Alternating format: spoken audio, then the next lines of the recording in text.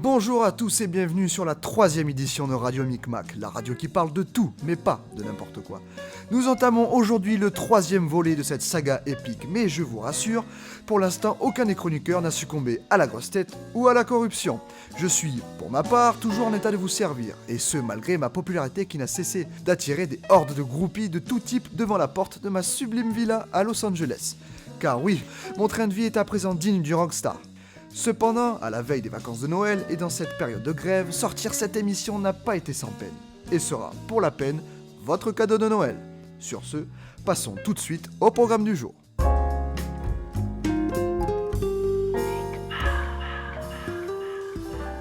Nous parlerons en premier lieu machinisme et poésie, comme quoi tout peut arriver. Puis notre rendez-vous lecture mensuelle. Ensuite, ce mois-ci, nous inaugurons une chronique cinéma.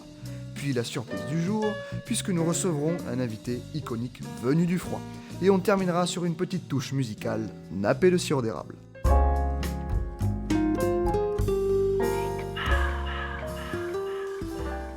Mais tout de suite, j'accueille Richard Mathieu, excellentissime prof de machinisme, qui va nous entraîner dans sa vision profonde et poétique du métier. Oui Vincent, science occulte recluse au fin fond de l'atelier de l'exploitation, le machinisme n'est pas un domaine comme un autre. Véritable levier technologique depuis la révolution industrielle, j'aimerais partager avec vous un peu de ma passion, que certains élèves ici ont la chance de toucher du doigt lors de mes messes agroéquipementières hebdomadaires. Alors l'agroéquipement c'est quoi ? Eh bien c'est une chimère, oui Vincent. C'est un enfant issu d'une relation amoureuse entre la physique, l'agronomie, la mécanique agricole, le tout parsemé d'électricité industrielle et d'informatique. Tout un programme, messieurs, dames.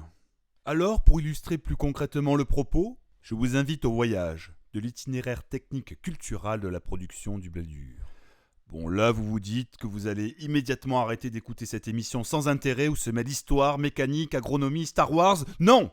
Restez encore un peu, car je vais vous faire rêver, jeune apprenant, jeune ou vieil enseignant, parent, personnel, visiteurs impromptus, bref, chers auditeurs, restez parmi nous.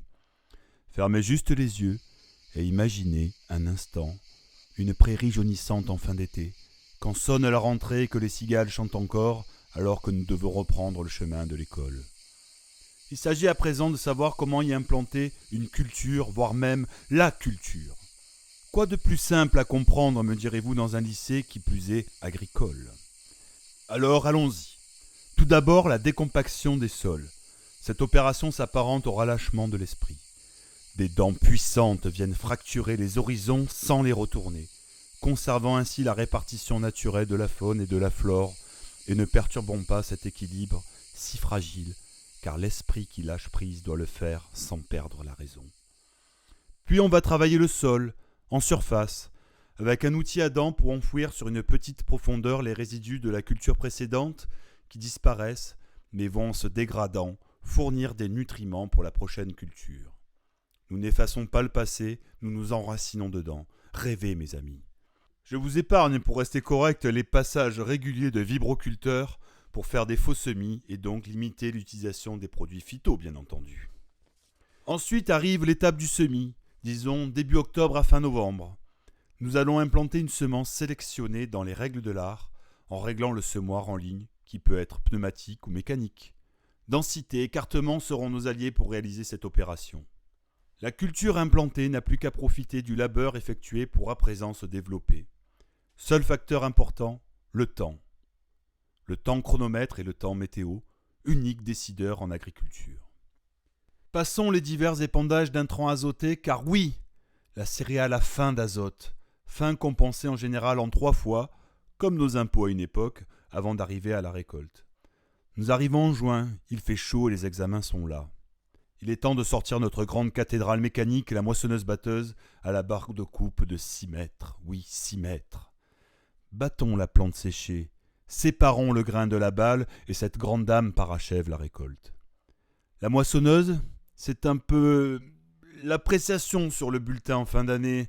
Elle nous dit si l'année a été bonne ou pas. Une fois la moisson terminée, direction le cover crop, le déchômeur à disque. Et enfin, on peut partir en vacances avec la satisfaction du travail bien fait.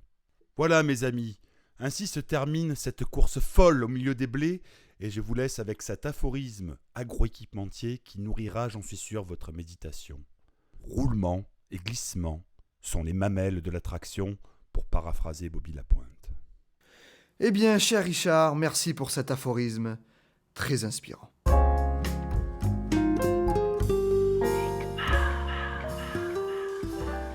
On enchaîne sans transition sur la lecture du mois de Madame Amandine Roque-Pierredon, notre professeure documentaliste. Aujourd'hui, Vincent, je vous présente un roman graphique, La Nueve de Paco Roca. Il a pour sous-titre « Les républicains espagnols qui ont libéré Paris ». Et là, vous allez me dire, tout est dit, la rubrique est terminée. Eh bien non. En 313 pages que vous ne verrez pas passer, vous allez faire la connaissance de Miguel, l'ancien combattant anarchiste espagnol, avec qui le jeune Paco, venu tout exprès d'Espagne, tente de parler pour écrire son livre. À travers des flashbacks, vous allez revivre les moments importants de la guerre civile espagnole, le voyage jusqu'en Écosse, puis le débarquement en France et la remontée vers Paris, du point de vue d'un jeune homme engagé et prêt à tout pour lutter contre le fascisme. C'est aussi une réflexion sur la mémoire, les souvenirs qu'on voudrait oublier et ce qui reste. Ce livre interroge aussi la mémoire nationale. Qu'a retenu la France de cet engagement, de ces événements ? Quelques bulles à présent, si vous le permettez. Miguel s'adresse à Paco. Tu sais, dans les rangs de l'armée française libre, il y avait beaucoup d'étrangers exilés, italiens, polonais, allemands. Ils ont lutté comme nous, de toute leur force, contre le nazisme. D'une certaine façon, nous sommes tous équitablement des oubliés de l'histoire de France officielle. Mais nous, les Espagnols, nous étions les seuls à ne pas avoir un endroit où rentrer après la victoire. Voilà, c'était donc une bulle du personnage de Miguel. La 9e division blindée du général Leclerc méritait bien cet hommage et ce roman graphique le lui rend magistralement. Merci Amandine. J'invite donc chacun d'entre vous à venir lire La Nueve de Paco Roca.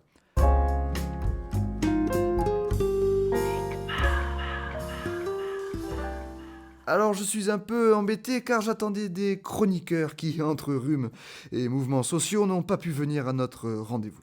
J'ai donc réinvité mon homonyme Alain Scotto, prof d'éducation socioculturelle, un revenant donc qui va nous parler cinéma. Bonjour Vincent, merci de m'avoir invité, comment allez-vous ? Très bien, et vous ? Fatigué Vincent, vivement les vacances et surtout que le Père Noël vienne un peu relancer l'économie de ce pays.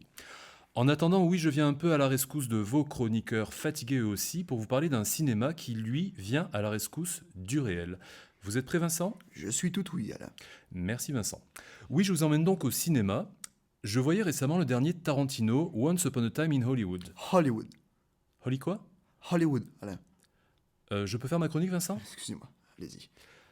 Donc, je voyais récemment Once Upon a Time in Hollywood, sans grande surprise quant à son style, du vrai Tarantino.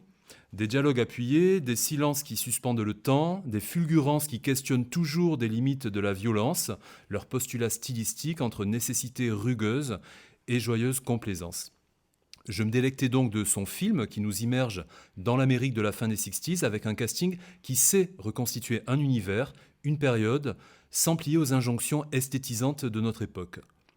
Oui, aujourd'hui, dans des productions basiques, on n'a plus une gueule cinégénique portée en partie par le charisme, on doit avant tout être photogénique et sexy, plus mannequin qu'acteur, dans un univers nourri au sucre, au facile, au plaisir aussi superficiel qu'immédiat. Mais pas chez Tarantino. Pas de concession esthétisante donc, certes une esthétique de l'action, où le spectaculaire est toujours virtuose, mais son cinéma, et ce film ne fait pas exception, est aussi nourri de fulgurances sensibles.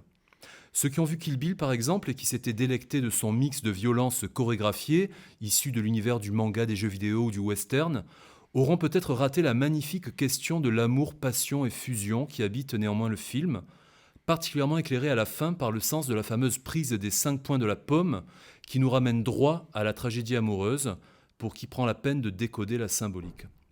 Je n'en dis pas plus, mais cet aspect redonnait au film une part sensible malgré sa complaisance non moins géniale pour la violence spectaculaire. Je reviens à Once Upon a Time in Hollywood. Ici, la part du sensible et de l'indigne se chevauche et questionne également. Comment et pourquoi utiliser le drame vécu par Sharon Tate, je le rappelle, femme de Polanski dans les 60s, sauvagement assassinée par la secte Manson ? Comment donc oser exploiter cette horreur, puisque c'est le sujet de fond du film, quand Polanski, quelle que soit son actualité, est encore de ce monde pour probablement recevoir à nouveau ce passé en plein cœur ? C'est donc avec prudence que je suis entré dans le film, avec un plaisir coupable et honteux, dans cette conjoncture du spectacle 2.0 où l'impudique trouve sa raison jusqu'à nourrir au quotidien l'ego, le portefeuille, nos pulsions, qu'elles soient scopiques, voyeuristes donc, ou simplement animales. J'aborderai peut-être un jour l'impact des réseaux sociaux, Internet et la télévision qui n'ont de cesse de grignoter nos capacités d'empathie en faveur du petit spectacle allant jusqu'à contaminer nos quotidiens scolaires ou professionnels où il est parfois difficile de ne pas réveiller la meute qui dort. Mais, je m'égare. Je reviens à Once Upon a Time in Hollywood, qui, bien que surfant sur le drame de Sharon Tate, qui s'inscrit dans l'histoire de l'Amérique, puisque c'est un drame qui a marqué violemment la fin de l'utopie Peace and Love, eh bien Tarantino donc met ce passé sordide mais finalement historique au service de son film, mais il va contre toute attente, et c'est ce qui m'a soufflé, infléchir le réel, réveiller brusquement une sorte de fantasme salvateur, penser le désespoir de l'impossible et échapper brusquement à l'impudique pour nous propulser cœurs et âmes vers l'inattendu, l'inespéré, où le cinéma reprend du pouvoir sur la réalité et confère au rêve une puissance tout simplement cosmique. Non, je ne peux pas vous en dire plus pour ne pas spolier le film, mais sachez que si vous aimez le style Tarantino, vous serez certes comblé. Cependant, si les drames humains vous touchent pour autre chose que leur spectacle trop jouissif pour être digne, ici le 7e art va sauver votre âme et peut-être celle de Sharon Tate. Documentez-vous au préalable sur cette tragédie perpétrée par la secte Manson en 69. Ayez s'il vous plaît une pensée compassionnelle pour Sharon et ses comparses assassinés également cette nuit-là. Puis laissez le cinéma ouvrir une faille spatio-temporelle pour nous consoler tous de l'irrémédiable dans un ultime vertige artistique. Déconseillé aux moins de 16 ans, bien entendu. Voilà Vincent, sur ce, joyeux Noël. Bien, je crois que notre cher Alain s'est pris les pieds dans le traîneau du Père Noël. Nous ne manquerons pas de regarder Once Upon a Time in Hollywood de Quentin Tarantino, pour ceux qui ne l'ont pas encore vu ou revu.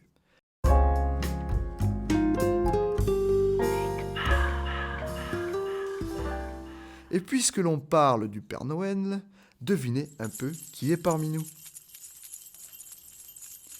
Ho, ho, ho! Rangez vos souliers, mes petits enfants. Car moi aussi, j'ai décidé de faire grève. Eh oui, le Père Noël aussi est fatigué. Eh oui, le Père Noël aussi est déçu. Eh oui, le Père Noël lui aussi est... Qu'est-ce que je disais? Ah oui, ho, ho, ho! J'ai bien reçu tous vos courriers, mais... c'est moi aujourd'hui qui vous adresse un message. Ras-le-bol le Père Noël du fameux CDI sans fin refilé par Saint-Nicolas. Ras-le-bol le rouge que m'a imposé Coca-Cola. Et pourtant, c'est bon le Coca-Cola. C'est plein de sucre. Et ras-le-bol aussi de Mère Noël qui m'enguirlande. Et tous mes petits lutins en Asie. Ben, eux aussi ils voudraient faire grève. Non mais, où va le monde? Où va le monde? Traîner mon traîneau depuis des siècles, offrir de merveilleux jouets en plastique, alors que les gens, ils veulent quoi? Je vous le demande. Des cadeaux simples et utiles, des matières non toxiques, et une attitude plus... c'est quoi ce gros mot déjà? Ah oui, éthique. Et tic et toc, oui. Et bon, dans tout ça, moi... je suis démotivé. On me dit que je pourrais arrêter en 2040. Pourquoi pas avant? Ah oui, les emballages plastiques. Bon bah alors c'est bon. Si c'est pour la bonne cause, alors je continue. Alors, n'oubliez pas les enfants. Le plastique, c'est fantastique. Les sucreries, c'est sans souci. Et la planète, on verra demain. Ou après-demain.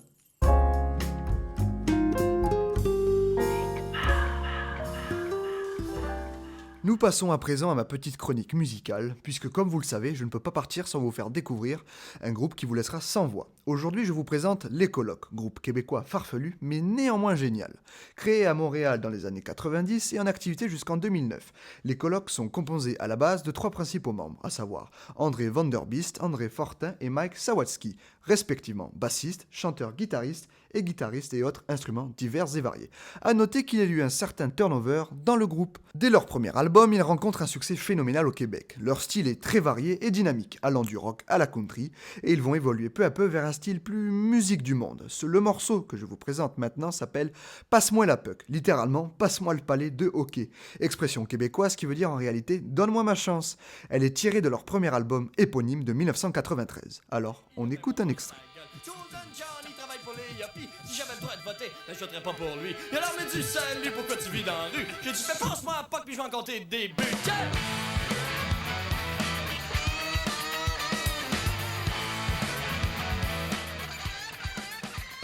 Donc, comme on vient de l'entendre, ça décoiffe, et ce morceau nous raconte l'histoire d'un sans-abri que les médias viennent interviewer en période de Noël. Après les questions de type son nom et pourquoi il vit dans la rue, il leur répond simplement « Passe-moi la puck », c'est-à-dire donc de lui donner sa chance pour montrer ce dont il est capable. C'est donc une critique sociale de la société et des médias. Les albums suivants ont été Atrocétomique en 1995, Dehors Novembre en 1998, Suite 2116 en 2001 et enfin Il me parle de bonheur en 2009. Comme je vous le disais au début, ces albums sont très variés et je vous invite à y jeter une oreille, il est presto. Sur ce, notre émission se termine. Je vous donne rendez-vous le mois prochain, même lieu, même heure, et en attendant, plein de micmac partout.